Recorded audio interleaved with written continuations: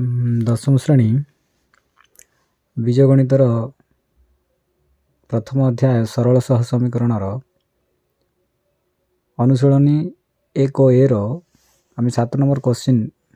Discussion କରିବା। 7 number କ୍ୱେଶ୍ଚିନ୍ରେ ଦେଇଛି ସହ ସମୀକରଣ ଦ୍ୱୟର ଅନନ୍ୟ ସମାଧାନ ସମ୍ଭବ ହେଲେ ପ୍ରତ୍ୟେକ କ୍ଷେତ୍ରରେ k ର ମାନ ସ୍ଥିର କର। ତ ଆମେ ଜାଣିଛୁ କ'ଣ ନା ବୀଜଗଣିତର पेज नंबर 7 रे गोटे सारणी अच्छी। पेज नंबर 7 रे गोटे सारणी अच्छी जो सारणी रे कौन अच्छी ना दुईटी समीकरण पाई दुईटी सरल रेखा से माने कौन हेबे परस्पर छेदी हेबे, अर्थात L1 सरल रेखा L2 सरल रेखा L1 और L2 सरल रेखा परस्पर छेदी हेबे। यहाँ को आमे कौन कहबा संगत व स्वतंत्र बोली कहबा। संगत व स्वतंत्र एटा होची हमर संगत व स्वतंत्र अर्थात अनन्य। एमने अनन्य आमे एठारे देखुचु ना गोटे सारणी देछि सेठारे कौन ना a1x plus b1y plus c1 equal to 0 एवं a2x plus b2y plus c2 equal to 0 a1 by a2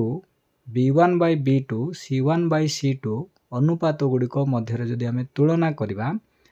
तेबे a1 by a2 not equal to b1 by b2। এই জায়গায় কোন না संगत व स्वतंत्र अर्थात अनन्य हेबे, अर्थात संगत व स्वतंत्र पाई बोली आमे केतेबेले हेबे से माने संगत व स्वतंत्र अर्थात अनन्य केतेबेले हेबे a1 by a2 not equal to b1 by b2। तो ये 7 नंबर प्रश्न रो ये जो 7 नंबर प्रश्न हमर जो देइछि ये 7 नंबर प्रश्न रो प्रथमे आमे आई प्रश्न आई टाको आमे देखिबा लिखिबा आमे कौन ना उत्तर कहार आई रो लिखिबा देइछि x minus 2y minus 3 equal to 0। एटा होछि हमनकर समीकरण 1 एवं समीकरण 2 रे देइछि 3x plus ky minus 1 is equal to 0। एटा होछि हमर समीकरण 2। तो आम जो सारणी अनुसार आम एठारे देखिबा ना एठी a1 केते अछि a1 केते a1 is equal to a1 x रो सहग एठी किछ नै तार अर्थ कोन अछि ना 1 अछि एवं एठारे b1 केते अछि ना y रो सहग -2 अछि तो जीवो एवं a2 समीकरण 2 रो x रो सहग को आमे a2 नबा एटा होछि हमरो a2 एटा हि जीवो हमरो a1 एवं एटा हि जीवो हमरो b1 और एटा हि जीवो हमरो कोन ना b2। ठीक अछि तो आमे कोन करबा एठारे आमे लिखिबा a1 रो परिमाण b1 रो परिमाण a2 रो परिमाण एवं b2 रो देखो आमे कोन करा a1 रो परिमाण केते अछि 1 अछि एवं b1 इज इक्वल टू केते अछि -2 अछि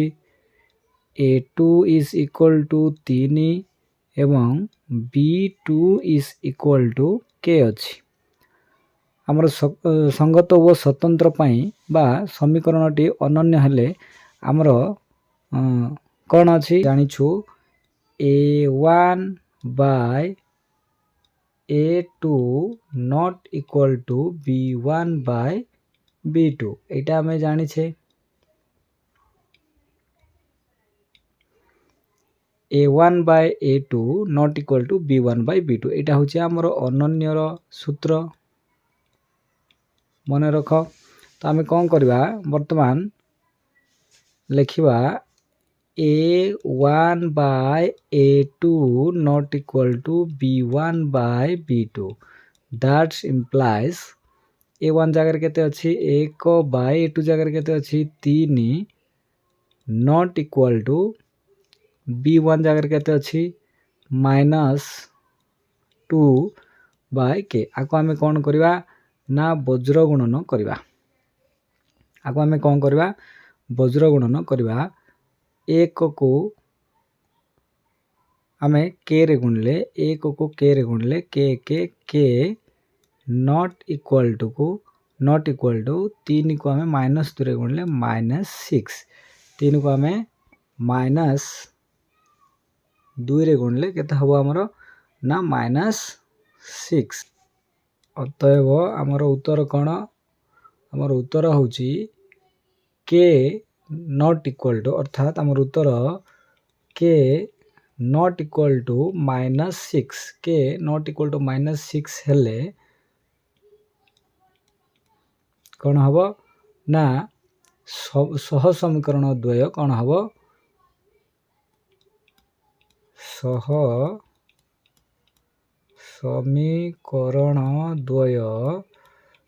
समीकरण द्वय कौन हेबे ना अनन्य समाधान ही परिबे अनन्य समाधान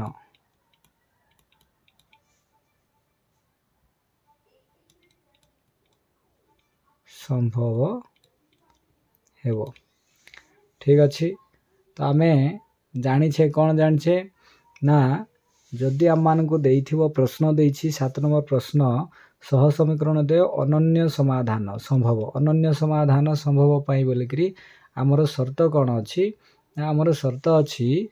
a1 by a2 हमर शर्त रही छि कोन ना a1 by a2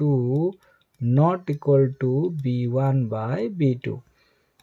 यही शर्त अनुसार आमे कौन करबा ना गणित को आमे समाधान करबा तो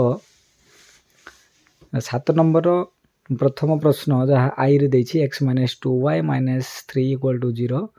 एवं 2 नंबर समीकरण देछि 3x + ky - 1 = 0 तार सठिक उत्तर होछि हम मानकर कोन ना k not equal to -6 k not equal to -6 बर्तमान आमे आउ गोटे प्रश्न देखिबा से 7 नंबर आउ एक उदाहरण माध्यम रे नबा आमे v को उदाहरण भाबे नबा v प्रश्न वर्तमान आमे करबा तार उत्तर आमे काढिबा ना दुईटी समीकरण दुईटा जो देछि सह समीकरण देछि ताको आमे अनन्य समाधान संभव पाई बोले करी शर्त माध्यम रे ताको आमे उत्तर बाहर करबा v प्रश्न x - ky is equal to 2 एटा होछि हमर समीकरण 1 एवं समीकरण 2 रे देछि 3x plus 2y plus 5 is equal to 0 एठारे प्रथम समीकरण रे हम माने c नाही बोली भाबुछु किंतु x minus ky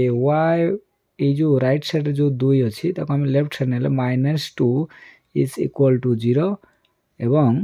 एटा होछि हमर कोन समीकरण 2 एटा होछि हमर समीकरण 1 लेखिबा एठारे a1 केते अछि a1 जगह रे किछ नै x रो सह किछ नै तार अर्थ 1 अछि एवं b1 is equal to -k b1 is equal to a2 केते अछि a2 is equal to 3 एवं b2 is equal to 2 हमरो अनन्य समाधान पाई बोली करी शर्त कोन अछि ना a1 by a2 not equal to b1 by b2 that implies a1 जगह रे हमरो रही छि 1 by a2 जगह रही छि 3 not equal to b1 जगह रे -k एवं b2 जगह रे 2 that implies हम कोन करबा 1 को 2 रे गुणले 2 not equal to 3 को -k रे गुणले -3k that implies हमें कोन करबा that implies -3k not equal to 2 that implies k is equal to 2/-3 k is equal to 2/-3 बा -2/3 तो यहाँ नॉट इक्वल टू आमर हम बर्तमान आमर उत्तर कौन ना उत्तर हूँ k नॉट इक्वल टू -2/3 हेले सह समीकरण द्वय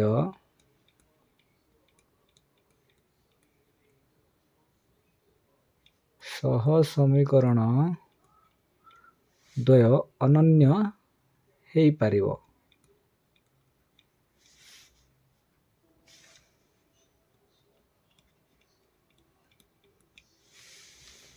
ठीक अच्छे तो यहाँ हूँ आमर कौन ना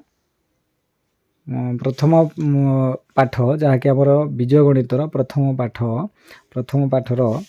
7 नंबर प्रश्न रो दुईटी उत्तर आम काढ़ले दुईटी प्रश्न उत्तर आम काढ़ले यहाँ